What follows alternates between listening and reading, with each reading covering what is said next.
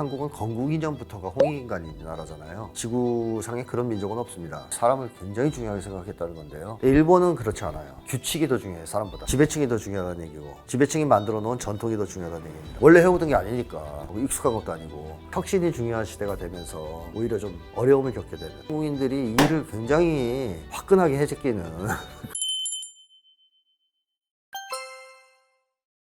한국인은 5,000년 역사 동안 지속적으로 우리 관계 속에서 살아온 민족이에요. 근데 우리 관계가 뭐냐 도대체? 우리 관계는, 우리라는 정의가 운명 공동체라는 자각에 기초한 일심동체의 집단이에요. 일심동체가 뭡니까? 마음이 하나고 몸도 하나라는 거잖아요. 이 정도의 관계가 우리 관계거든요. 그래서 보통 쉬운 말로 우리 관계를 제 은사이신 심리학자 한성열 선생은 이심전심의 관계 뭐 이렇게도 표현하셨어요. 내가 내 마음을 너한테 얘기할 정도면 이미 우리 그 관계가 아닌 거예요. 그냥 알아야 돼. 말하지 않아도. 이게 한국의 이제 특이한 문화 중에 하나인데, 부부싸움을 할 때 아내들이 화내는 이유 중에 하나가 남편이 내 마음을 몰라준다, 모른다 해서 화를 내고 싸우는 경우가 있는데, 외국인들 들으면 이해를 못하죠. 무슨 얘기인지. 말을 안 하는데 어떻게 하냐. 남편들도 그 얘기하다 혼나요. 말을 해야 할지 안 하는 내가 어떻게 알아. 독심술가야? 그런 아이들은 그 자체가 화가 나는 거예요. 우리 관계가 그밖에 안 돼? 우리 관계면 그냥 알아채야지. 이게 이심전심 아닙니까? 그래서 한국인들은 놀랍게도 내 마음을 몰라준다, 말을 안 했을 때 그것 때문에 화를 내는 경우가 있고요. 친구한테도 그런 식으로 싸우다 보면 튀어나온 말 중에 하나가 그런 게 있잖아요. 내가 꼭 내 마음을 말로 해야 되겠냐? 그건 무슨 얘기예요? 말하지 않아도 알아야 된다. 왜? 너와 나는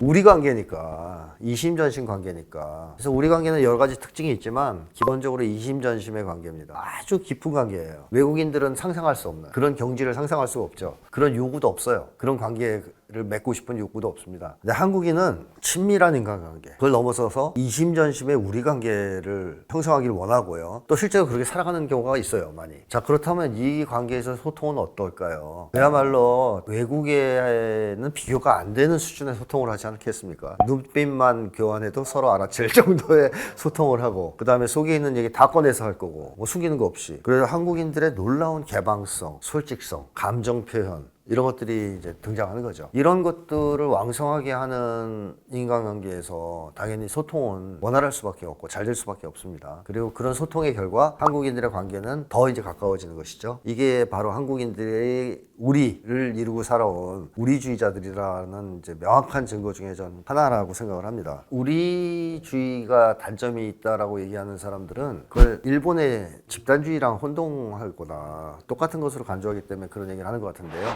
일본의 집단주의는 가짜입니다. 가짜 집단주의예요. 진짜 집단주의가 아닙니다. 그러니까 일본 사람들이 집단의 규칙이나 요구를 잘 지키는 것은 처벌이 두렵거나 집단의 비난, 일본식으로 얘기하면 이즈메라 그럽니다. 왕따 또는 뭐 집단으로부터 공격받는 거, 이게 무서워서 일본 사람들이 규칙을 잘 지키는 거예요. 이게 가짜 집단주의죠. 전체주의입니다, 사실상. 근데 한국인들은 일본인들처럼 지배층이 집단 규칙을 잘 지키라고 해서 집단주의를 가지게 된 민족이 아니에요. 자발적으로 가지게 된 민족이에요. 너무 좋아서. 비유하자면 이런 거죠. 일본은 아버지가 그냥 깡패, 못된 아버지. 그래서 맨날 집에 오면 자식들 때리고 괴롭히고 돈도 제대로 안 주고 용돈. 그런데 규칙은 또 엄청 강요해. 자기가 다 정해놓고 안 지키면 막 작설을 내. 그러니까 이제 아이들이 엄청 규칙 잘 지켜요. 그런 집안이라고 보시면 되겠고, 한국은 아버지, 어머니, 가족들이 엄청 화목해요. 사이가 좋아. 그래서 아버지가 뭐 때리지도 않고 돈 벌면 다 가족을 위해서 공정하게 쓰고, 그래서 서로 사랑하고 위해주고 이런 분위기예요. 그러면 아이들이 자기보다는 가족을 앞세우게 되는데 그건 자발적이잖아요. 그러니까 이렇게 해서 형성된 게 우리주의고, 일본은 쉽게 하면 강압에 의해서 지배층이 무서워서 형성된 겁니다. 그러니까 이거를 단적으로 보여주는 게 바로 국가의 문화증후군인데, 일본을 대표하는 문화증후군이 대인공포증이에요. 그러니까 일본인들이 사실상 집단주의가 자발적이지 않다는 게 거기서 확 드러나죠. 그런 반면에 한국의 대표적인 문화증후군은 뭐냐? 화병입니다. 자, 그럼 화병은 어떤 병이냐? 마음에 있는 걸 얘기 못할 때 생기는 병이죠. 그러니까 이게 또 의미하는 바는 뭐냐? 한국인들은 원활한 소통을 해야만 병이 안 걸리는, 일본 사람들은 한국인만큼 소통을 못해도 병 안 걸려요. 원래 그래, 살아왔으니까. 근데 한국인들은 원래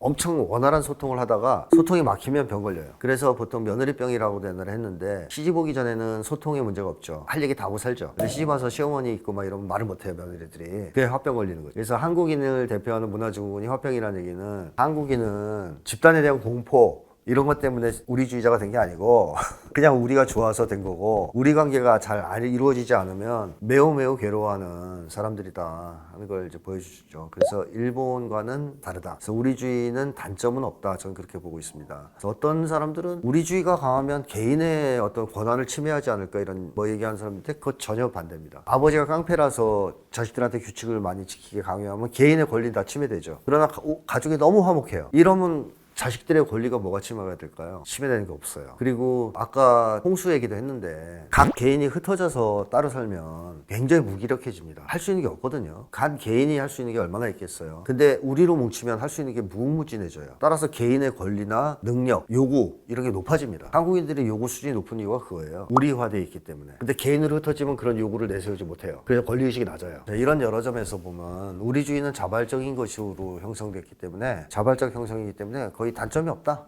저는 그렇게 생각합니다.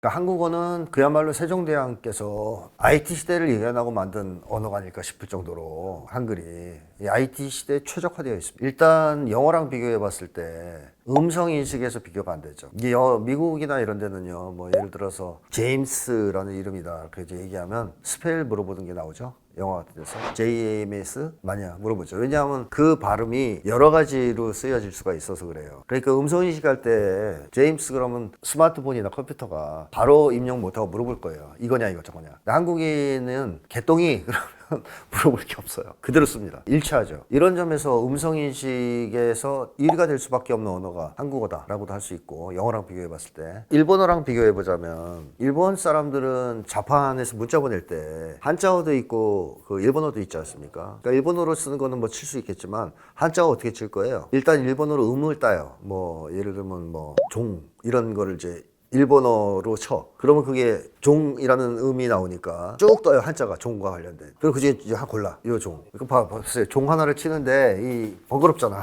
한국인은 그냥 바로 종 나오죠. 이 속도가 따라올 수가 없어요. 그래서 문자 보내는 데서 한국인들이 손 보면 귀신이잖아요. 막 어마어마하게 움직이잖아요. 외국인들은 그런 속도를 낼 수가 없습니다. 일단 문자 자체가. 언어, 문자, 이게 특히 한글이라는 문자 자체가 IT에 완전 최적화되어 있습니다. 그런 점에서 아주 우수하고, 그 다음에 누구나 배울 수 있고, 그렇기 때문에 말로 하는 소통이 아닌 글로 하는 소통, 특히 IT 시대에 있어서의 이런 어떤 SNS라든가 이런 데서 뭐 한국은 세계에서 가장 유리한 조건에 놓여져 있다, 이렇게 이제 볼 수 있는 거죠. 근데 한국어가 문자 배우긴 쉬운데요, 말은 정말 어려워요. 한국말 배우기 매우 어렵다고 하죠, 외국인들이. 그 이유는 뭐냐면 역사와 문화가 풍부한 민족일수록 말이 다양하고 풍부하거든요. 단순하지가 않아요. 예를 들면 어휘가 많아요. 일본에 비해서 한국은 어휘가 훨씬 많습니다. 일본 사람들 기분 좋아 표시하는 거 몇 개 없어요. 이런 대목 저런 대목에서 항상 똑같은 말을 하기도 하고요. 욕도 몇 개 없고 그래요.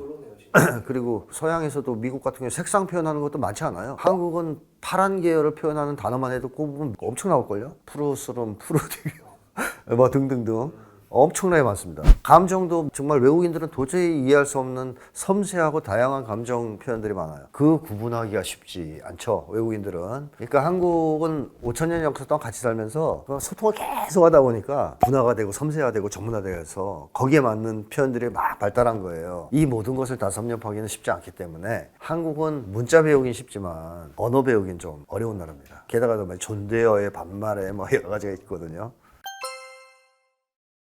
그러니까 일본 기업 문화와 한국 기업 문화에서 빨리빨리와 느린 것도 있고요. 그 빨리빨리의 요인 중에 하나로 꼽을 수 있는 것은 개방성이에요. 한국인들의 혁신성, 개방성. 그게 왜 생기냐면요, 한국 사람들은 인간중심주의자. 한국인의 민족 심리 중에 또 하나의 특징은 인간중심성인데, 인간중심주의. 한국인들은 우리 생활을 해왔기 때문에 사람을 제일 좋아합니다. 인간을 제일 좋아해요. 그래서 한국인들이 세상에서 가장 귀하게 여기는 건 사람이에요. 사람을 좋아하고 사람을 귀중히 여기고 사람의 권리를 중요하게 생각해요. 그래서 우리네 한국은 건국 이전부터가 홍익인간인 나라잖아요. 지구상에 그런 민족은 없습니다. 건국 이념이 그 인간을 중심에 놓는 나라는 없죠. 우리는 예전부터 그랬다는 거예요. 이 사람을 굉장히 중요하게 생각했다는 건데요. 자, 이 인간 중심주의라든가 인간 중심성은 어떤 것으로 이어지느냐 하면 유연성, 개방성, 혁신성으로 이어집니다. 한국인들은 어떤 문물이 새로 들어오잖아요. 심지어 종교조차 들어오면 인간에게 도움이 되냐 아니냐의 기준으로 판단해요. 무조건 첫 번째 기준 그거예요. 인간에게 도움이 되면 무조건 받아들입니다. 전혀 거부감 없이 열고 받아들여요. 인간에게 도움이 안 되면 다 버려요. 한 방에. 그러면 어떻겠습니까? 속도가 빠르겠죠. 받아들이는 속도가. 혁신하는 속도도. 대표적인 게 종교인데요. 세계에서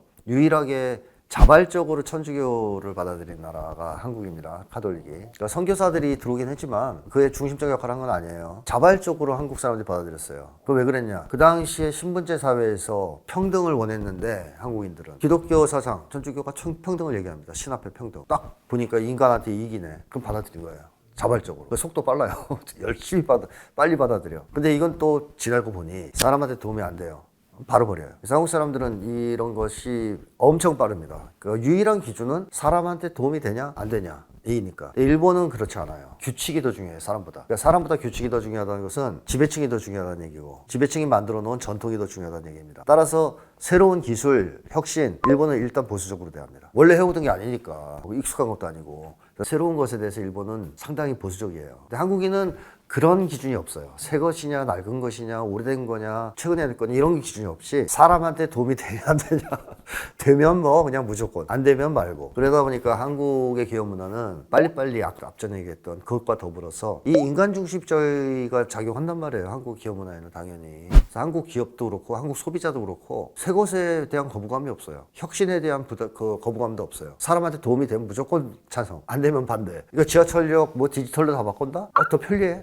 그럼 한국 사람 좋아합니다. 일본 사람들은 그렇지 않아요. 그러다 보니까 이게 일본이 장인 정신을 가지고 명품들을 만들고 좋은 제품을 만들고 하는 데서는 좀 빛을 발했는데 오늘날처럼 혁신이 중요한 시대가 되면서 오히려 좀 어려움을 겪게 되는 한국이 좀 더 그런 점에서 유리하다고 볼 수 있겠죠. 이거는 우리 민족심리와 관련이 있는 거라고 저는 일단 보는데요. 한국 사람들은 요구, 욕망의 수준이 높다라고 말씀드렸죠. 그 이유는 우리이기 때문에 요구 수준이 높아요. 단순하게 표현하자면 항의를 잘해. 그래가지고 전 세계에서 비행기가 한 7시간, 8시간 연착된다 그럴 때 한국인들이 거기 좀 있다. 예를 들어서 한 10명 있다. 그럼 바로 대책위 만들어서 항의하고 배상받는 민족은 우리나라 사람들밖에 없다 그러거든요. 외국인들은 그냥 묵묵히 기다려요. 7, 8시간을. 그러려니 하고. 한국인들은 안 돼. 해명을 해줘야 돼. 빨리 가야 되는데. 아니 그리고 요구 수준이 높다는 거예요. 일본인들은 그렇게 요구를 안 한다는 거죠. 근데 한국인들은 항상 우리라는 것을 전제로 두고 있기 때문에 나 혼자만 몰라. 몇 명만 있어도 벌써 바로 치고 나가는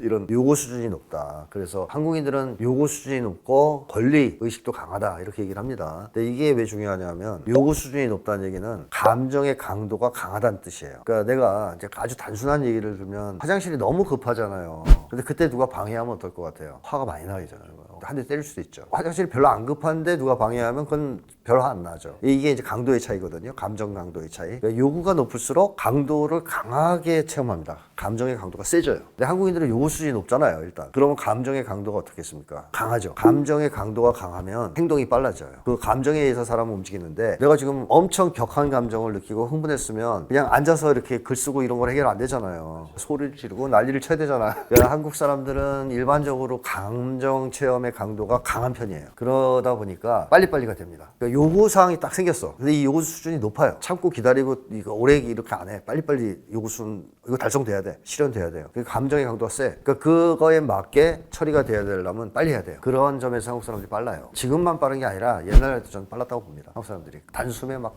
해치우는 그런 기질이 있었다 할까요? 그게 최근까지 이어지면서 고도 경제 성장기에 이제 조금 또 강화된 측면이 있겠죠. 사회가 너무 급변하다 보니까 빠르게 적응해야 되고 그 과정에서 한국이 이제 좀 빨리 움직이는 성향이 생겼다라고 얘기하는 사람들도 있지만 그렇다고 해도 저는 이것은 그게 근본적인 원인은 아니고 오래전부터 한국인이 가져온 그런 어떤 감정의 강도가 강한 측면, 즉 요구 수준이 높은 것, 이것과 연관되어서 생긴 그런 특징 아니냐라고 생각하고요. 요게 한국인들이 일을 굉장히 화끈하게 해제끼는 그런 어떤 특성으로 예전부터 구현되어 왔다고 생각합니다.